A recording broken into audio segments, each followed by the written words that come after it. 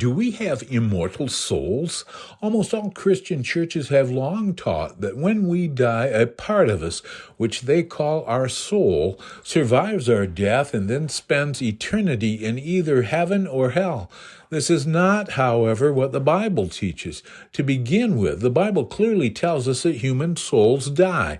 This can easily be seen by reading several Bible passages. Also, the Bible does not teach that people have souls. Rather, it teaches that we are souls. By examining the context of hundreds of its passages in which the words soul and souls appear, we can see that its writers almost always used them to refer to an entire living person and never to a part of us which survives our death. But wait, doesn't the Bible say that some part of us does survive our death? Yes, it does. However, it teaches that part of us is not our soul, but our spirit. By paying close attention to how the Bible's writers used these two words, we can now see that they used the word soul to refer to an entire person made up of both a body and a spirit, and that they understood that a body cannot live without a spirit, and a spirit cannot function without a body.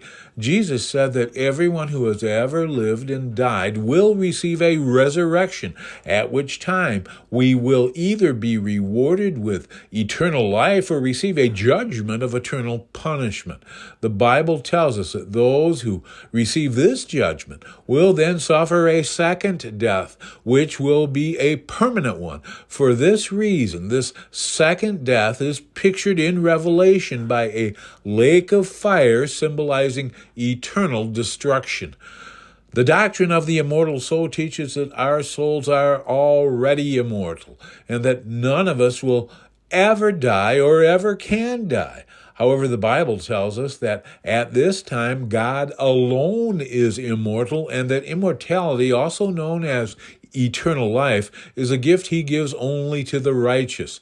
This means that none of our souls will ever be immortal until God has judged us to be righteous and then gives us the gift of eternal life. The Bible also tells us that some people's souls, their entire beings, both their bodies and their spirits, will one day be eternally destroyed by a consuming fire. Since God will someday totally destroy and fully consume the souls of ungodly people, their souls cannot now be immortal.